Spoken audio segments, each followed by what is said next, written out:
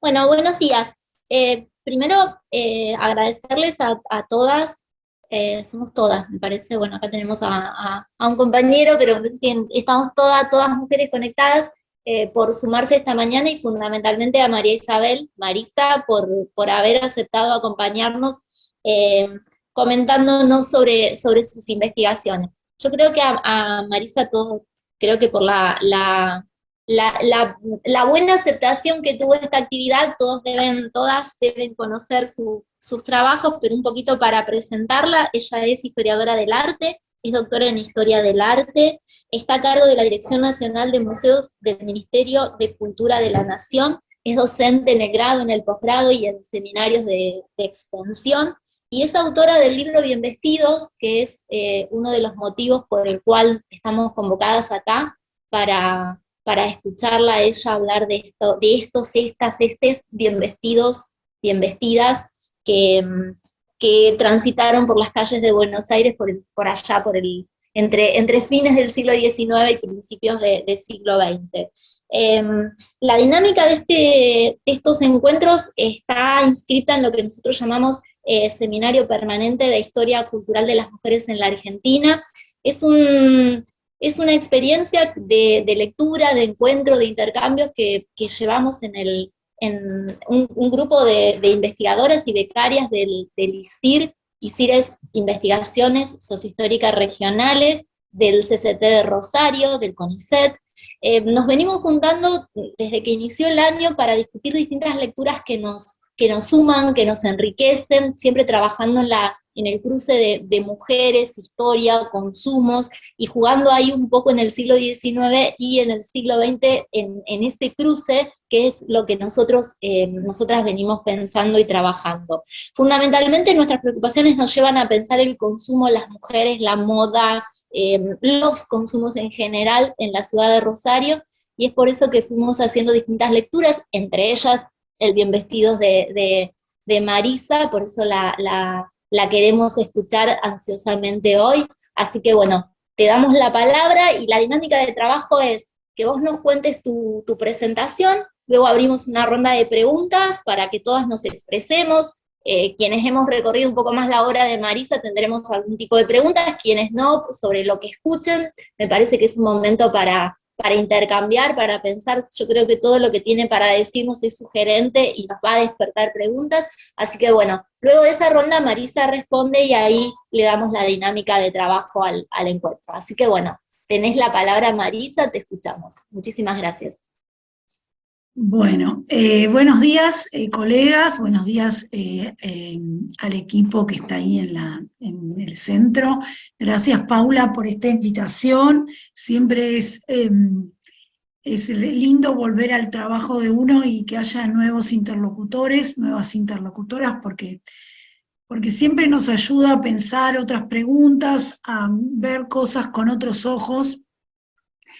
Y además estoy dando un seminario ahora en el IDAES, en la Universidad de San Martín, donde yo soy docente, y voy a llevar algunos de los problemas que trabajé, estoy llevando los problemas que trabajé en Bien Vestidos al siglo XX y al siglo XXI, con las salvedades del caso, que son bastante distintas, ¿no? La circulación de imágenes, obviamente, la conformación de la diferenciación sexogenérica. Bueno, muchos de los problemas que yo abordé en el fin del XIX, principios del XX, no se dan de igual modo en el presente, pero bueno, ese es un poco el desafío para que sepan en qué ando hoy, no extender muchos de los problemas, porque yo bueno, muchas de ustedes son historiadoras y como todo historiador sabe que siempre mira su objeto desde las preguntas del hoy, ¿no? Y desde el momento donde uno se ubica y desde la sensibilidad propia bueno, y entonces ese fue para mí un poco el paso natural desde este libro, ¿no?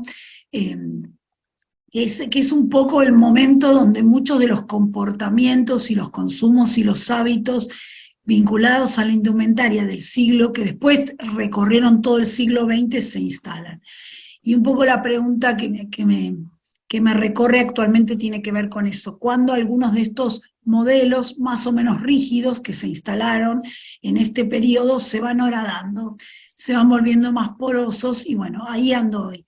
Todavía tengo una serie de preguntas, no tengo muchas respuestas, pero en el tiempo que me deja libre la gestión estoy un poco recorriendo ese camino con la expectativa en unos años de publicar otro libro que la editorial Ampersand ya me lo está pidiendo hoy, pero bueno, va a tener que esperar porque no está hecho, sobre el proceso, por lo menos lo que a mí me interesaría escribir es el proceso de liberación del cuerpo y la indumentaria en el siglo XX.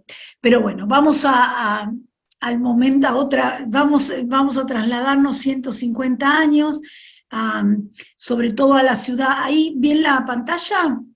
Sí, la ven bien, ¿no? ¿Me dan el ok las chicas de Rosario? ¿Lo están Se ve viendo? bárbaro. Sí, sí. Perfecto.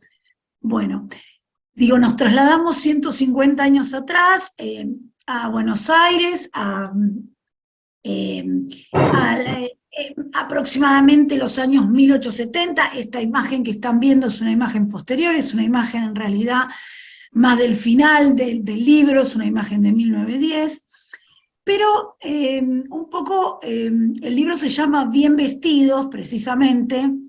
Después cuando di un seminario en la USAM le puse Bien Vestidos, o sea, ¿no? Como para Sí, de hecho, incluir la la variable de género, por lo menos del lenguaje inclusivo, que me parecía muy importante.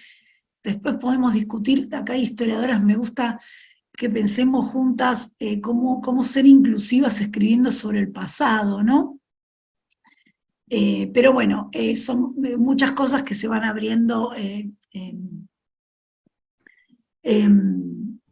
a lo largo de la presentación. Igual, obviamente, uno plantea problemas desde una perspectiva de género, más allá de usar el lenguaje inclusivo o no, ¿no? Pero bueno, obviamente la perspectiva de género es una perspectiva fuerte que recorre todo el libro, precisamente porque la moda o la indumentaria era un claro marcador de género en el siglo XIX y satisfacía un montón de expectativas muy concretas de cómo tenía que verse una mujer, cómo tenía que verse un hombre, cómo tenía que verse un niño varón, una niña mujer, y no había demasiados matices para jugar en esta díada, digamos, de identidad sexogenérica que obviamente estaba asociada digamos, al sexo biológico asignado al nacer, ¿no?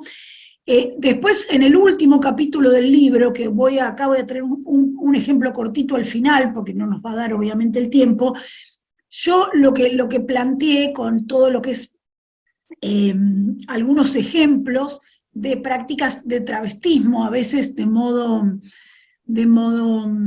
temporario y a veces como un medio de vida, que en realidad esta búsqueda de normalización de los cuerpos y de los géneros resultó ser más porosa de lo que a simple vista parece, ¿no? Como a mí me fascina el periodo del siglo XIX, primero porque yo ya los trabajé en otros temas, ¿no? Es como mi periodo de investigación. Un siglo XIX largo, en realidad, son casi que va desde mediados del siglo hasta prácticamente la Primera Guerra Mundial, porque es un periodo en que se fijan mucho de las pautas, en este caso de consumo de indumentaria y de modos de construcción de la apariencia que después van a regir al siglo XX.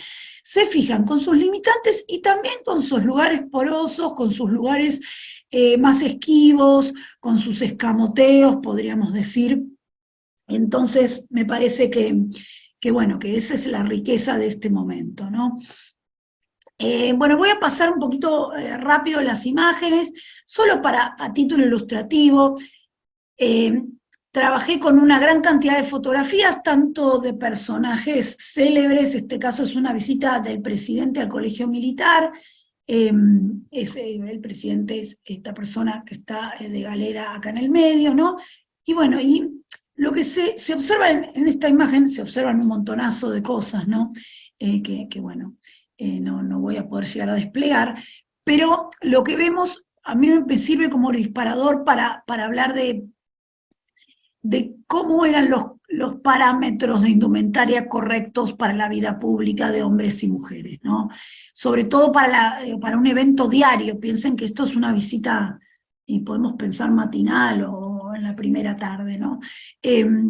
No, en el caso femenino, la cantidad de piel que se tenía que ver cuando una mujer salía a la calle, sobre todo de día, cómo tenía que estar el cabello, si la cabeza tenía que estar o no cubierta. Prácticamente el tema de la cabeza cubierta es casi extensivo a todos los personajes que están en esta imagen.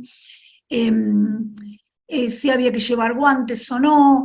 No, digamos, hay toda una codificación muy precisa. En este caso, bueno, hay personajes militares, personajes de civil, hay un niño que todavía no, digamos, no transcurrió la pubertad, por eso tiene los pantalones cortos, otro niño en el extremo izquierdo de la imagen con un delantal, probablemente sea un niño institucionalizado, ¿no?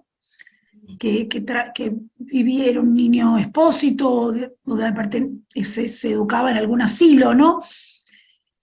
Y cómo la moda, la ropa, porque también ahí tenemos otro tema que es el tema de la moda y de la ropa o la indumentaria, que no es exactamente lo mismo, ¿no?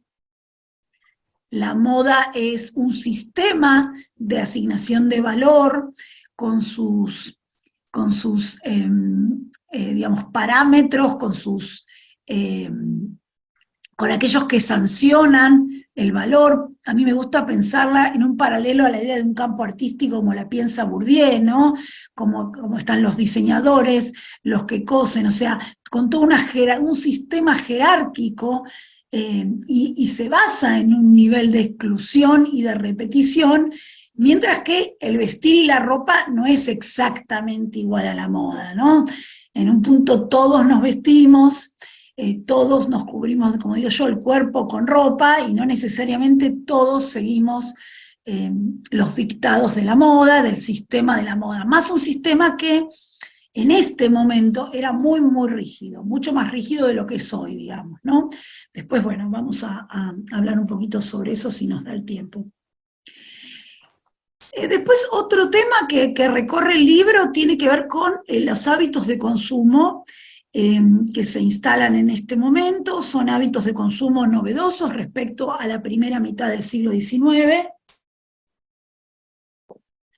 y que tienen que ver con la adquisición de la instalación en Buenos Aires y después en otras ciudades del país, pero primero en Buenos Aires, de las tiendas por departamento o tiendas departamentales. ¿Qué son estos grandes negocios? Esta se llamaba A la Ciudad de Londres. En realidad el dueño era un francés, o sea, era un nombre un poco de fantasía, no era...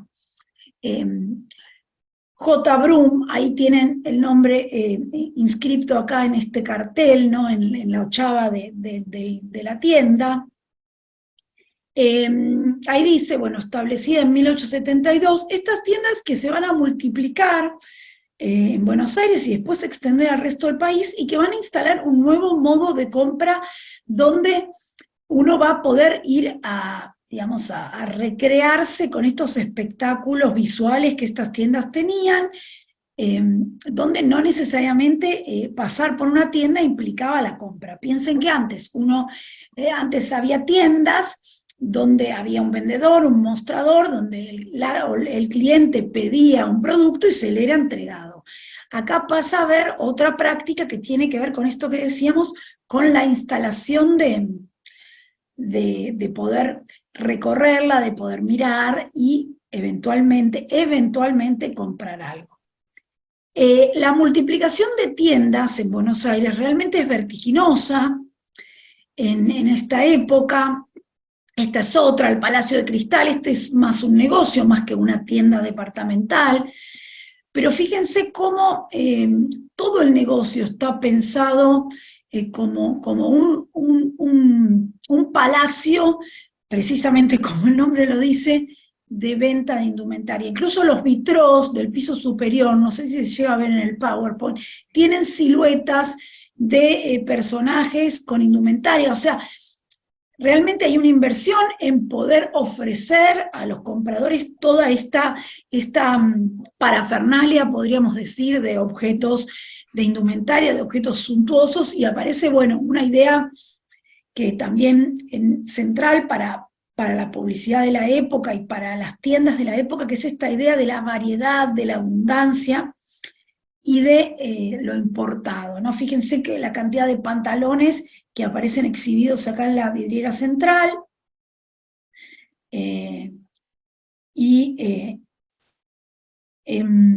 decíamos esta idea de lo importado como una idea que aparece muy repetida en la publicidad, como una marca o una garantía de calidad de los objetos que eran ofrecidos a la venta, ¿no? Sobre todo importado, y los lugares eran París, para el caso de la indumentaria femenina, Londres, muy referido para el caso de la indumentaria masculina, y también en el caso de la proveniencia de la materia prima, de las telas, aparecía también muy referida a la ciudad de Lyon en Francia, porque ahí era donde se producía la seda, básicamente. Después, el trabajo con los archivos nos revela que había muchos otros orígenes donde provenía la indumentaria, ¿no? Sabemos que hacia principios del siglo XX, fin del siglo XIX, Alemania va a ser un productor muy grande de todo lo que es ropa interior, sobre todo medias, cuellos de camisa. Estados Unidos se va a posicionar como también un productor, sobre todo de las prendas más vinculadas, hoy diríamos más tecnológicas, vinculadas, por ejemplo, al deporte o a la mayor comodidad. Pero bueno, en general la marca de calidad estaba rubricada como francesa, ¿no? Si bien después sabemos que la proveniencia de los productos era bastante más más múltiple, por decirlo de alguna manera. Bueno, acá tenemos otras ilustraciones de comercios, ¿no? De la gran tienda de Gatti Chávez, por ahí alguna lo recuerde, lo mismo que Harrods, que se instalan en este momento y siguen. Harrods siguió gran parte del siglo XX. Y una ilustración de la prensa, de la ilustración sudamericana, que es la ilustración que está sobre el lado derecho, que es, bueno, una tienda de telas con una clientela, si vemos ahí, eminentemente femenina. Y acá hay una idea que también recorre gran parte de Bien Vestidos, que tiene que ver con una diferenciación genérica de los consumos, donde las mujeres aparecen como las destinatarias de toda esta máquina que es la moda, ¿no? Y donde se supone que ellas son las que tienen que encargarse de proveer, digamos, la indumentaria para sus hijos, para sí mismas, por supuesto, y de algún modo poder incluso colaborar eventualmente en la provisión de ropa también para los varones de la familia, ¿no? Sobre todo para los varones adultos. Y una idea también que recorre el libro, que es una tensión muy grande entre ¿cómo diríamos? Un estímulo del consumo y del consumo de la moda, tanto en su faz material como en su faz simbólica, o sea, una mujer que fuese capaz de comprar indumentaria, fabricar indumentaria, pero también acercarse a ella a través de su lectura, de sus imágenes, y por otro lado un gran miedo frente al desborde de esta práctica, ¿no? Como, o sea, y esto es una cosa que encontramos muy frecuentemente en la prensa de la época, ¿no? Donde aparece esta idea. Este es el nuevo tipo de estilo que llegó de Europa, salgan a comprarlo, ¿no? Por decirlo de alguna manera, llegaron telas, vengan a ver estas telas, son exquisitas, y por otro, digamos, como todo el tiempo novedades de todas las cosas que están en oferta en Buenos Aires, de todo lo que es posible de ver, de adquirir, de las últimas modas usadas en el teatro, usadas por las estrellas teatrales o líricas, y por otro lado, textos de algún modo normativos, normalizadores, que dicen, ojo que esto puede llegar a un extremo donde la mujer puede endeudar a su marido, donde hay familias que cayeron en la ruina por una mujer desbocada, ¿no? Que lo único que pensaba era en comprarse el último corset, y esto llevó a la ruina, dejó de alimentar a sus hijos, ¿no? Como todo el tiempo esto aparece como una tensión, ¿no? yo creo que finalmente la pulseada la gana el consumo, digo.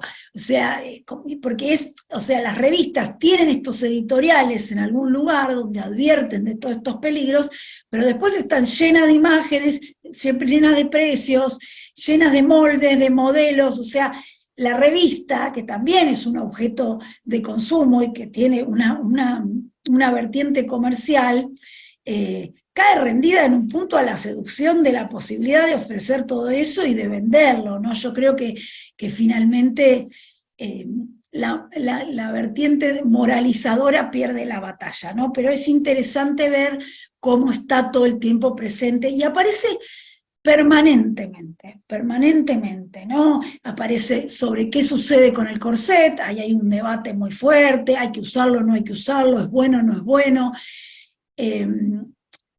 y aparece permanentemente en la prensa esto. Bueno, esta es una imagen de otra tienda, la tienda Dupuy, de 1886, es una foto del Archivo General de la Nación, y fíjense, bueno, aparecen los maniquíes recreando el volumen de la falda en su completud, digamos, ¿no? Tienen abajo el polizón, que era un artefacto. Este es el momento que las faldas se ganan volumen hacia atrás, hacia la cola, ¿no? Por eso se hace este ángulo casi de 90 grados entre la cola y la espalda femenina, y los maniquíes recrean, digamos, esta silueta. Una silueta que a lo largo del siglo XIX es muy cambiante, que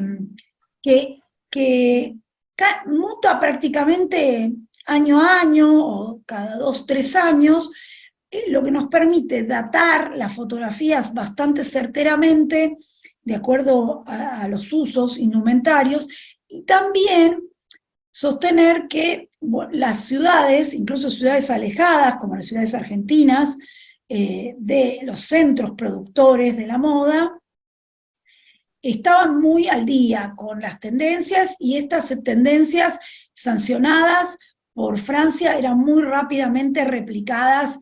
Digo Buenos Aires, como digo Río de Janeiro, como digo Chicago, como digo, no solamente Buenos Aires, digo, eran muy rápidamente replicadas en distintas metrópolis, sobre todo el mundo occidental, que es hasta donde investigué, ¿no?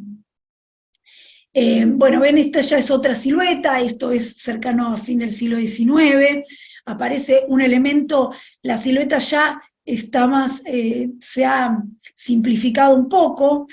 La cintura, elemento, digamos, central para la connotación de la feminidad, va a seguir siendo un atributo muy, digamos, marcado en prácticamente toda la silueta femenina del siglo XIX, y acá aparece ya más la imagen del reloj de arena a partir de el acento en las mangas, ¿no? Estas mangas llamadas mangas jamón, porque es como la pierna de un jamón, ¿no? Que es una silueta que se impone y tiene una fecha bastante precisa, que es alrededor de 1894-1895.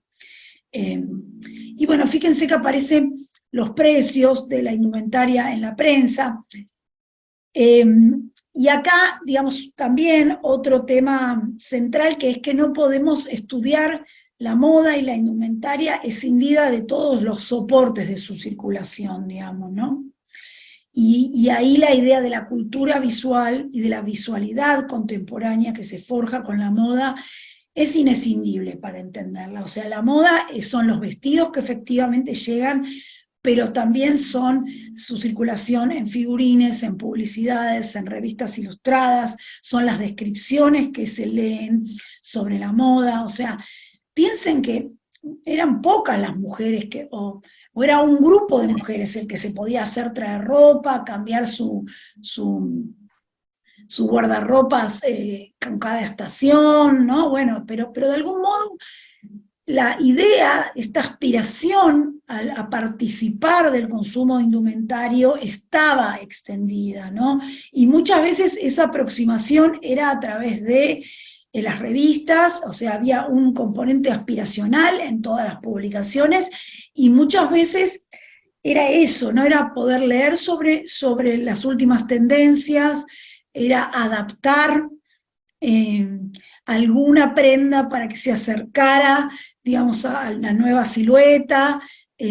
O sea, se combinaba toda esta parafernalia visual, esta oferta comercial, con muchos también recomendaciones, porque se asumía que no todas las que consumían la prensa tenían los medios para comprarse la ropa, o sea que algunas se la tenían que fabricar, y bueno, para eso estaban también los consejos, los moldes y todo eso.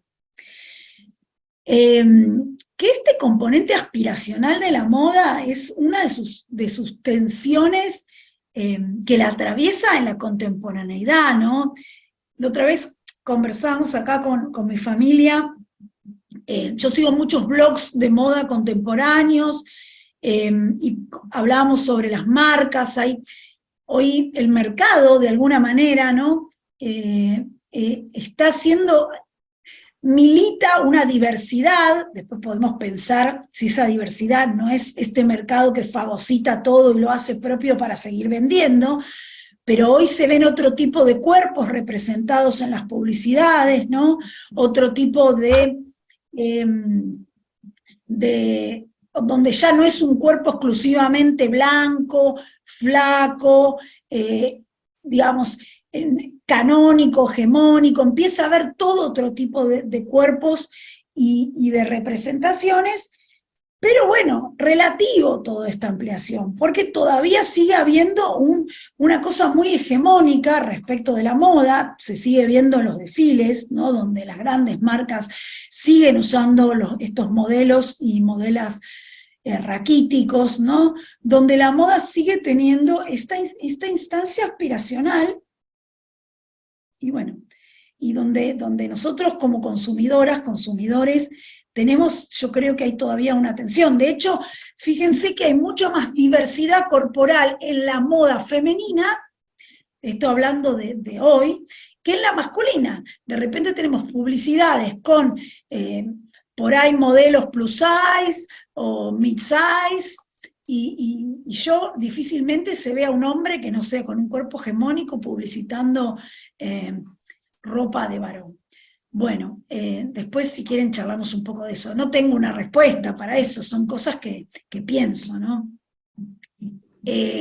Bueno, el otro eje también es la realización doméstica de la ropa, que también lo investigué. Era un modo también de poder acercarme a prácticas, a los consumos de otros sectores, como decíamos, esto que les contaba antes, no todo el mundo tenía acceso a comprar prendas en las tiendas, y muchas tenían que fabricar su ropa, la ropa para sus hijos, la ropa, toda la parafernalia de ropa interior que se usaba en el siglo XIX, que era un montón, en el caso sobre todo de las mujeres. Y para eso, bueno, a mediados del siglo XIX, en 1850, aparece la que va a ser una aliada fundamental en esto, que es la máquina de coser. Esta es una máquina bastante antigua, es del Museo del Traje. Todavía no está embellecida, como más adelante van a estar las máquinas Singer, por ejemplo, con todas sus florcitas, que perviven al día de hoy. Si alguna de ustedes tiene una máquina Singer de su mamá, de su abuela, seguramente sea negra, metálica y llena de florcitas blancas, por lo menos la que yo tengo es así. Y bueno, este artefacto que también da para un trabajo en sí mismo. Hay una historiadora, Gabriela Mitidieri, que por ahí la conocen, que trabajó sobre el oficio de la costura un poquito antes que mi libro. Su trabajo a mí me sirvió mucho también para empezar a pensar el oficio, ¿no?, de la aguja. Y yo rastreé una serie de publicidades que realmente es un objeto que aparece muy repetido en la época, en todas partes. Hay hasta un libro de lectura femenino para niñas que se llama Susanita, que tiene, lo tengo ahí reproducido en el libro, que tiene una máquina de coser en la tapa. Y bueno, bastante elocuente es esta imagen, ¿no? O sea, siempre las que están operando la máquina son las mujeres, ¿no? Indefectiblemente. Acá hay una suerte de, fíjense, de herencia o de linaje de la madre a la hija, la niña mirando un poco lo que va a ser su destino, estar el día de mañana sentada en la máquina como su mamá. Y acá, bueno, el capítulo 2, sobre todo de Bien Vestidos, lo que trabaja es un poco las representaciones de la máquina de coser, todo este imaginario que construyen las publicidades, las ilustraciones, etc. Y por otro lado, la historia material de la máquina de coser en Buenos Aires y en Argentina. O sea, qué máquinas circulaban, dónde se podían comprar, cuántos salían, qué cantidad de máquinas se importaron en todos los años, y la verdad que los números son fabulosos. O sea, había una máquina de coser, yo lo digo en un momento, cada 30 habitantes. O sea, en un año, uno de los años de mayor importación, que es hacia el fin del periodo que yo trabajé, solo en ese año se exportó una máquina cada 30 habitantes de Buenos Aires. Solo en ese año. Piensen que una máquina duraba 20, 30, 40, 50 años, eran objetos muy, muy durables. De hecho, después va a ser el primer electrodoméstico. Estas no son eléctricas. En 1910 van a empezar las máquinas eléctricas. Igual no es que todo el mundo cambió la máquina y compró una máquina eléctrica, ¿no? Pero es el primer, lo que los americanos llaman appliance, el primer device que entra a la casa para ayudar, todo entrecomillado, por supuesto, ¿no? Para ayudar en las tareas domésticas. Y bueno, y duraba tanto una máquina. De hecho, seguramente acá tienen alguna máquina heredada, me juego que alguna de ustedes tiene, y si no les quedó la mesa, que la tienen como objeto decorativo en un lugar de la casa. O sea, digo, duró tanto que podemos sostener que prácticamente toda la mujer urbana tenía una máquina de coser, o tenía acceso a una máquina de coser. O sea, si no la tenía propia, la tenía su hermana, su madre, su tía, su abuela, ¿sí? Bueno, esta foto es santafesina, es de ustedes, es de la provincia de ustedes, es una foto hermosa que me la pasó Luis Príamo, es del Museo de Esperanza. Y es una academia de una italiana, de la señora Passaponti, que yo creo que es esta mujer vestida de negro del costado. Bueno, y tiene que ver con esto que hablábamos antes, con la práctica de la costura como una práctica extendida entre el género femenino. Creo que podemos decir que atravesaba todas las clases sociales la costura. O sea, obviamente cada mujer la usaba para distintas cosas, ¿no? No era lo mismo una mujer que en su casa tenía una sirvienta, como se decía en la época, que además era costurera, que una mujer que la costura era un medio de vida porque cosía para afuera y además tenía que usar esa habilidad para reparar y fabricar toda la ropa de su casa. Pero estaba fuertemente estimulada la capacidad de saber coser entre las mujeres. Todas las mujeres tenían que saber coser, se enseñaba en academias, se enseñaba con manuales y se enseñaba en la escuela también. La escuela primaria y después incluso la educación normal de maestras estimulaba que las maestras supieran coser. Y hay una cualidad, aparece una cualidad moral asociada a la costura, ¿no? La mujer, la costura estimula el orden, estimula de algún modo la planificación del hogar, y la mujer que no sabe coser, hay varios artículos, hay uno que está analizado en el libro que se llama En la casa de la mujer sin dedal. O sea, en la casa de la mujer que no hay dedal, es un caos, porque esa mujer descuida todo, no maneja su tiempo, ¿no? No es previsora, no es organizada, ¿no? Entonces, bueno, este es un poco el imaginario que recorre el periodo, por supuesto, como decíamos antes, desde una... Ay, perdón. una costura que no necesariamente era un medio de vida, para muchas mujeres era una ocupación ociosa, ¿no? Esto hay que problematizarlo en cada caso. Bueno, este es también trabajé analicé objetos de indumentaria, traté de rastrear un poco su historia, la historia que estaba condensada en esos objetos, trabajé con prendas del Museo del Traje y del Museo Fernández Blanco. Esto es un vestido de verano de principios del siglo XX, del Museo Fernández Blanco, y un poquito lo que trabajamos. Acá es muy importante también la mirada de curadores, conservadores, ¿no? El trabajo dialógico con las personas de los museos para que también nos ayuden a mirar cosas que por ahí nosotros a simple vista no miramos. Y está bastante, se nota que es una prenda de fabricación casera, de fabricación doméstica, ¿no?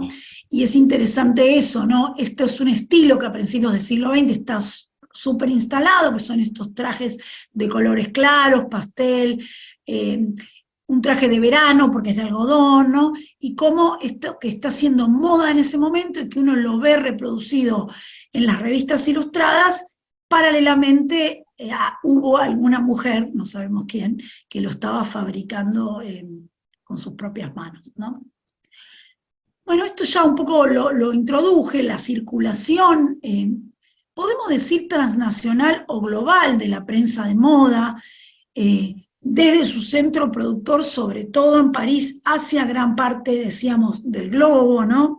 Incluso revistas como estas, que se editaban en París, escritas en español, o sea, piensen, digamos, esta variante comercial que tenía la indumentaria, ¿no? O sea, realmente era un fenómeno, como la palabra lo dice, ¿no? Comercial. Si no, no van a editar una revista en español. Hay todo un mercado del otro lado del Atlántico dispuesto a consumir este tipo de prensa, ¿no? Los figurines, en este caso es un figurín iluminado, o sea, es una litografía que después es coloreada a mano con acuarela, con los detalles que ustedes ven, ¿no? Estos figurines que son idénticos a figurines que encontramos pocas semanas antes en otras revistas francesas. Esta es de la Ondina del Plata, y yo identifiqué que en el Moniteur de la Mode, publicado en Francia, está varias de las mismas litografías editadas una semana antes, excepto con otro epígrafe. Eran producidas en Europa ya con el nombre de la publicación local, eran casas editoras que funcionaban realmente como centros distribuidores de imágenes en gran parte en este caso de América, ¿no? Y bueno, y también nos habla de esto que decíamos antes, de una moda que se instala en una capital, pero que se difunde y circula de un modo muy inmediato en sitios muy lejanos. Bueno, acá otra publicidad, este caso de una sastrería, esto es de 1895, también de la Ilustración Sudamericana. Bueno, el corset y las publicidades de corset, una prenda que sabemos era usada por todas las mujeres, incluso en tareas que hoy nos parecerían delirantes de realizar con un corset, como andar en bicicleta, jugar al tenis, y otras incluso menos gratificantes como limpiar la casa. Bueno, sabemos que todas las mujeres, el corset era una prenda omnipresente del guardarropa femenino, y que fue una prenda que despertó unas tensiones enormes en el siglo XIX. Estas mismas tensiones que identificábamos antes en las revistas entre lujo, consumo, y por otro lado peligros, bueno, aparecían también acá, ¿no? Para algunos muchos para las mujeres era una prenda que vestía, o sea, era la prenda, la columna vertebral, valga la redundancia, del guardarropa femenino, era la que marcaba la silueta, la que sentaba las bases del guardarropa femenino, y por otro lado, había toda una mirada más moralizante que decía que era peligroso, que las mujeres llegaban a extremos muy, muy,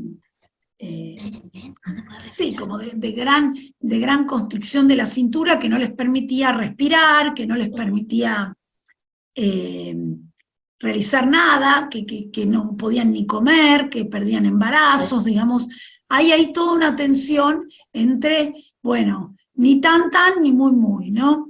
Y tengamos en cuenta que es una prenda que se va flexibilizando, cada vez se vuelve más, hay como también una tecnología puesta al uso de esto, ¿no? Empieza a aparecer, bueno, lo que se llamó las ballenas, el metal, los ojalillos, toda una tecnología que va haciendo más fácil, sobre todo ponérselo y sacárselo. Al principio se ataban por atrás, o sea que había que, de hecho se decía, había que tener sí o sí una persona que ayudara en el atado del corset, y después empieza a haber todo un sistema de poderlo prender una misma por adelante, pero se siguió usando casi hasta los años 30 del siglo XX. Digo, esto es importante tenerlo en cuenta, ¿no? Y no es una prenda que con la Primera Guerra Mundial, como muchas veces se dice, se deja de usar. Sí, obviamente empiezan a aparecer sutién, corpiños, otro tipo de dispositivos, empieza a, de algún modo, como decíamos antes, a flexibilizarse, a volverse más cómodo. Hay algunos modistos y, podríamos decir, mujeres vanguardistas que empiezan a militar en contra del uso del corset, pero esto no quiere decir que en las grandes masas de mujeres se dejara de usar, ¿no? Es un proceso paulatino y que se da no en el XIX, sin duda, sino ya entrado el siglo XX.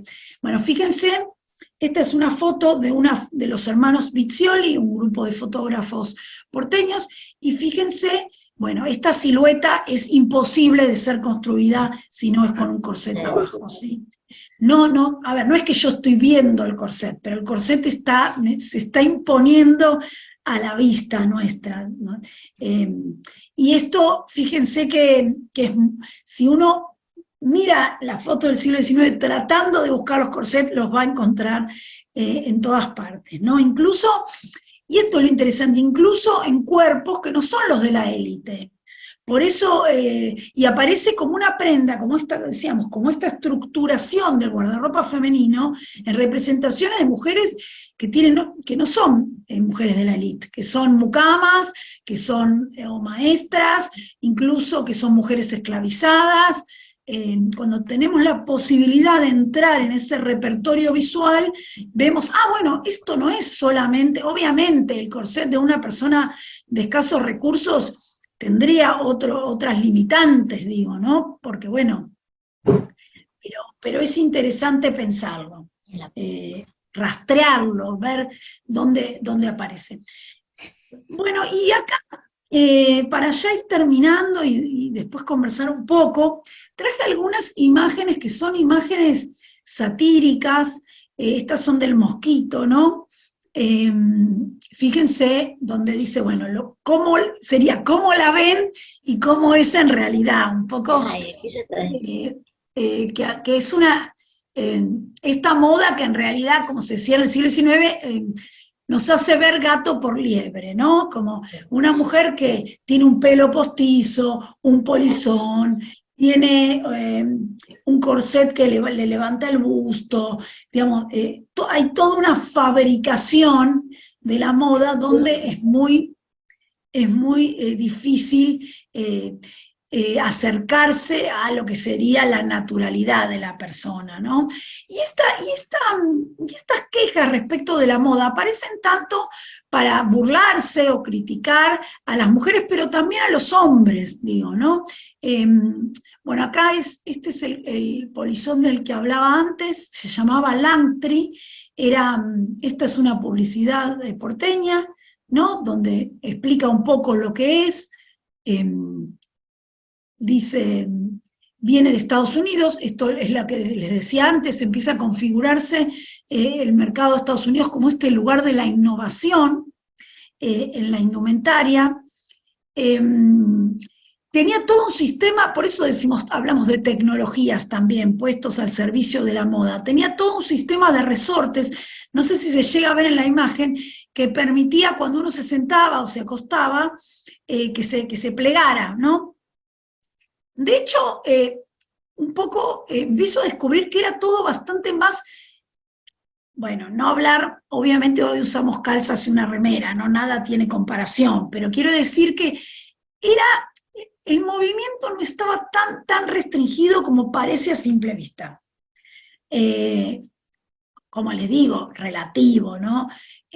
Pero acá, si a alguien le interesa este tema, a mí me sirvió mucho, hay muchas recreacionistas, que son mujeres que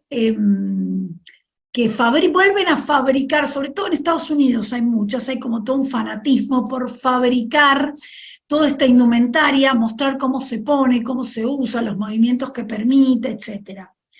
Y además, bueno, además las mujeres estaban acostumbradas a moverse de esa manera, ¿no? No había otro modo de moverse, ¿no? Ni de aparecer en público que no fuera con todos estos artefactos.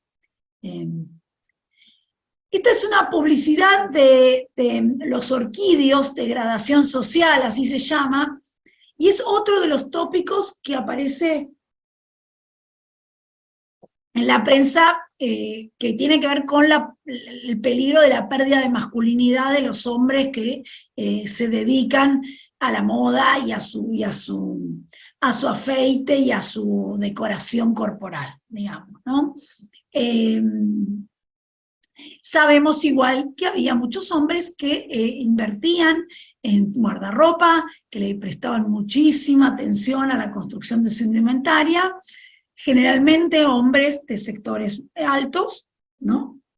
Por supuesto que tenían los medios no solo económicos, sino también simbólicos de poder hacerlo, y bueno, y aparece también normalizada en la prensa esta idea, ¿no? De la degradación de un hombre que finalmente se podía llegar a transformar en mujer. Este tópico, mujeres convertidas en hombres y hombres convertidos en mujeres, es un temor, podemos decir, nodal del siglo XIX, o sea, cada uno tenía que quedarse en su cuadrado, digamos, en su lugar de la jerarquía social y genérica, pero bueno, empiezan a pasar cosas hacia un lado y al otro. Algunas mujeres quieren empezar a usar pantalón, y es interesante lo que aparece porque hay como una equiparación muy clara entre la posibilidad de usar prendas asociadas con el mundo masculino y la demanda de nuevos derechos, ¿no? Esto, pero es literal. Primero por el pantalón y después van a querer ocupar la legislatura. O sea, está enunciado así, ¿no? Y bueno, igual lo que yo encuentro en este periodo es que aparece muy debatido todo este tema de la conquista de derechos y la indumentaria asociada con el varón, pero no aparece en los testimonios ni visuales, o sea, es como un gran miedo del siglo XIX que esto suceda, pero no es que uno ve fotos y aparece la mitad de las mujeres vestidas con pantalón o pollera harem, que era como lo que hoy diríamos bombachudo, pollera pantalón. Aparece así como con algunos, en la prensa, la llegada del pantalón femenino, pero sin lugar a dudas no tiene ningún tipo de masificación. Es un poco lo mismo que pasaba con el corset. Aparece algún modisto que propone una liberación del cuerpo femenino desde el discurso, desde la imagen, pero no es algo adoptado.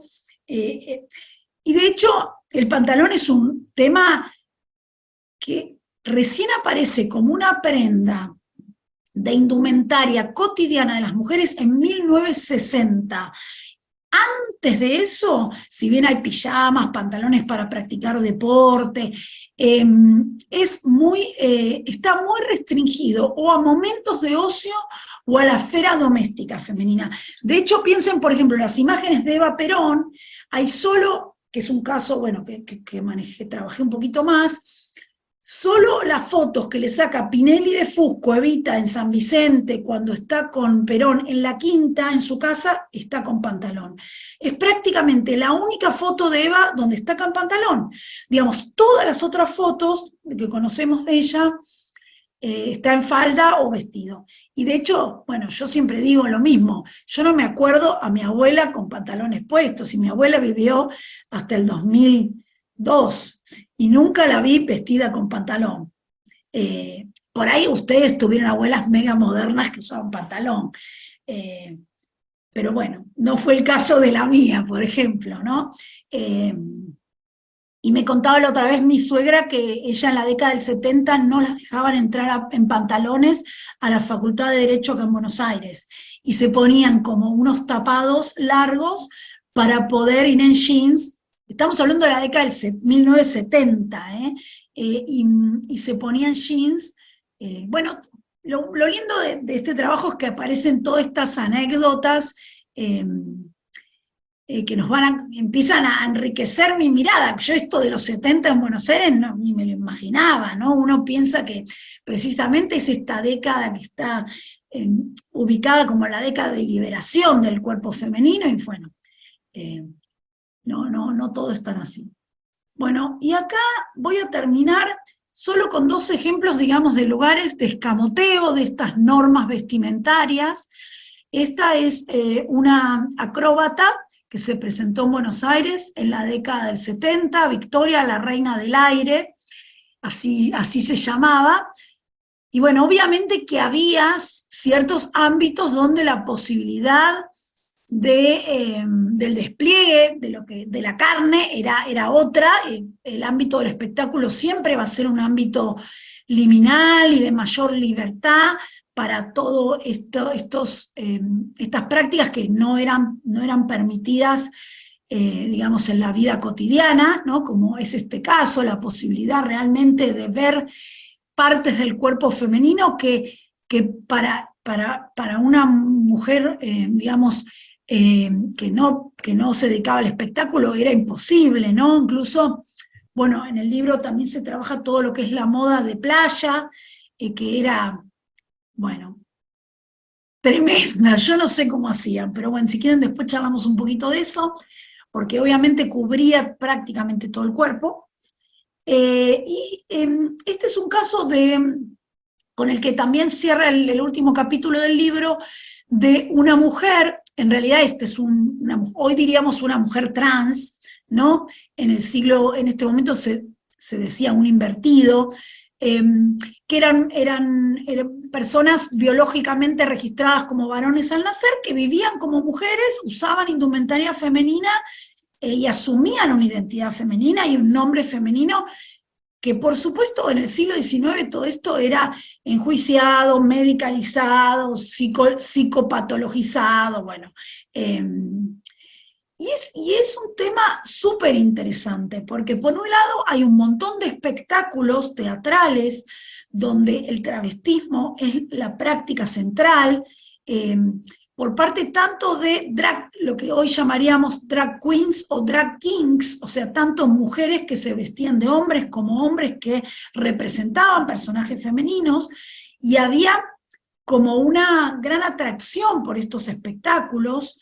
El más importante de estos performers fue Leopoldo Fregoli, un performer italiano que hizo unas giras, pero giras que duraban meses y años por toda la Argentina. Iban de Buenos Aires a Montevideo, volvían a Buenos Aires, de Buenos Aires a Rosario, o sea, realmente eran giras así como larguísimas y súper exitosas, y había como un gran interés por esto, por ver este tipo de espectáculos, pero por otro lado había un gran temor cuando esto se transformaba de algún modo en una práctica cotidiana, cuando esto invadía la vida toda, ¿no? Y hay muchos casos de lo que se llamó, ¿no?, invertidos, que eran mujeres vestidas de hombres y viceversa, y una gran violencia institucional con estas personas, ¿no? Se las encarcelaba, si bien no había legislación que decía que no había legislación que avalaba porque no estaba prohibido vestir las ropas que no eran acordes al sexo, todo esto entre comillas, pero sin embargo se las encarcelaba y se las sometía además a la rectificación vestimentaria, ¿no? Bueno, es muy complejo pero lo que nos habla de que en realidad los parámetros sexogenéricos que se buscaban hacer permanecer tan escindidos, en realidad eran mucho más porosos y la sociedad era mucho más compleja de lo que las narrativas más canónicas nos querían mostrar. Bueno, chicas, por ahora esto, y charlemos un poco, a ver de qué les pareció, lo que me quieran contar. Gracias.